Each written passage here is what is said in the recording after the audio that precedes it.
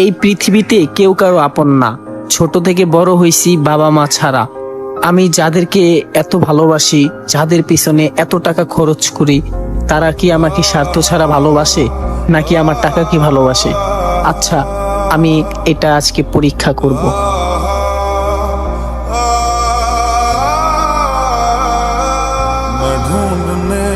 তোমরা আসছো? তো তোমাদের সাথে একটা কথা বলতে চাইছিলাম আমি। তুই কি শুধু কথার জন্যই আমাদের এই জায়গায় আনছিস, না কোনো ট্রিট আছে তার জন্য আমাদের এখানে ডাকছিস? আচ্ছা মামা, তুই তো শুধু শুধু ডাকলি, কোনো জায়গায় যাবি নাকি আমাদেরকে নিয়ে? আচ্ছা দাঁড়াও আর একটু শুনি ও কি বলবে। আচ্ছা বলো কি?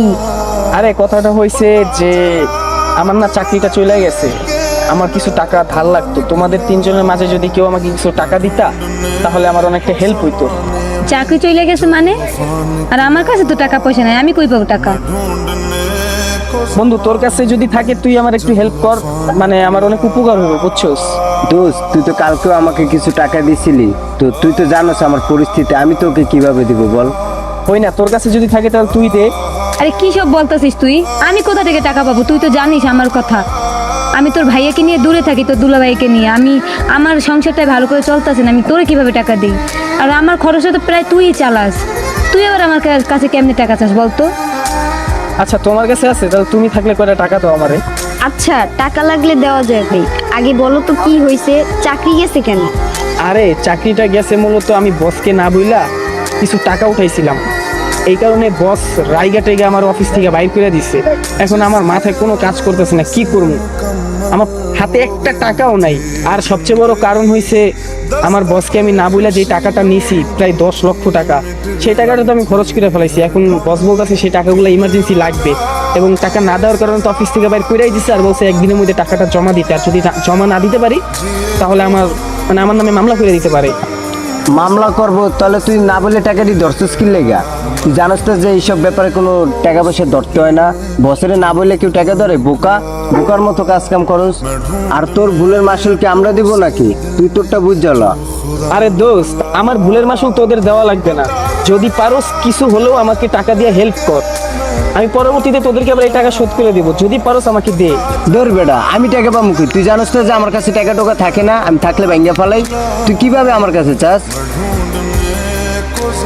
আচ্ছা বোন, তুই পারলে কয়টা টাকা আমাকে দে। তোর কাছে যদি না থাকে তাহলে তুই দুলাভাইরে বল, দুলাভাইয়ের কাছে অবশ্যই হইলেও টাকাগুলো আছে। যদি পারে সে আমার একটু হেল্প যদি করে তাহলে তো ভালো হয়। তুই একটু দুলাভাইরে বল না।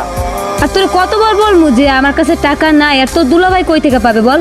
তোর দুলাভাই জানিস তো কি একটা ছোটখাটো একটা চাকরি করে, আর 10 লাখ টাকা কোথা থেকে তোকে দেবে? আমাদের মাসিক আয় ইনকামই তো 40,000 টাকা, এই কাজে আমাদের সংসারই চলে না। তোকে 10 লাখ টাকা সে কোথা থেকে দিবে বল? তুই বারবার এক কথা বলিস না। আরে মাইশা, আমি তো জানি যে তোর কাছে টাকা নাই। তুই একটু দুলাভাইরে বললে সমস্যা, দেখ যদি দুলাভাই পারে। দূর, তোর একটা কথা কয়বার বলবো যে আমার কাছে টাকা নাই, আর তুই তোর দুলাভাইয়ের কথা বলতাছিস? তোর এই কথা কানে দেয় না?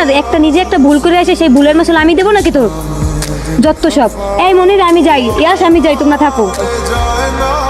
দেখ বেটা, হয় মাইশা উদাহরণ, আমিও যাবো। দেখ বেটা, থাক তুই। তুমি এখানে বসে আছো কেন? তুমি ওদের সাথে চলে যাও, থাকো, আমি গেলাম। আরে আপন, কি হয়েছে? দাঁড়াও, শোনো। কি হয়েছে তোমার? টাকা ম্যানেজ করতে পারো নাই, তাতে কি হয়েছে? তোমাকে টাকা আমি দেব। তুমি টাকা দিবা মানে তুমি টাকা পাইবা কই? আরে আমার আব্বু আমাকে কিছু গহনা বানাইয়ে দিচ্ছে, আমার বিয়ের জন্য বানাইছে। ওই গহনাগুলো বিক্রি করে তোমাকে আমি টাকা দেবো। আরে গয়না বিক্রি করে আমার টাকা দিবা? থাক, টাকা দেওয়ার দরকার নেই।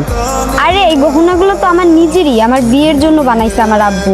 তাহলে এই গহনাগুলো আমি তোমাকে দিতে পারবো না কেন? আমি তোমাকে ভালোবাসি না? আচ্ছা ঠিক আছে, তাহলে চলো গয়নাগুলো আনি। আচ্ছা ঠিক আছে, চলো গহনাগুলো নিয়ে আসি। আর দেখো, তোমার নিজের আপন বোন আর বন্ধু কিরকম, একটু মানুষগুলো চিনে বুঝে তারপরে চলাফেরা করবা। তাদের জন্য তুমি কতই টাকা না খরচ করছো, আর এখন তোমার বিপদে একটা টাকাও দিতে পারলো না। চলো।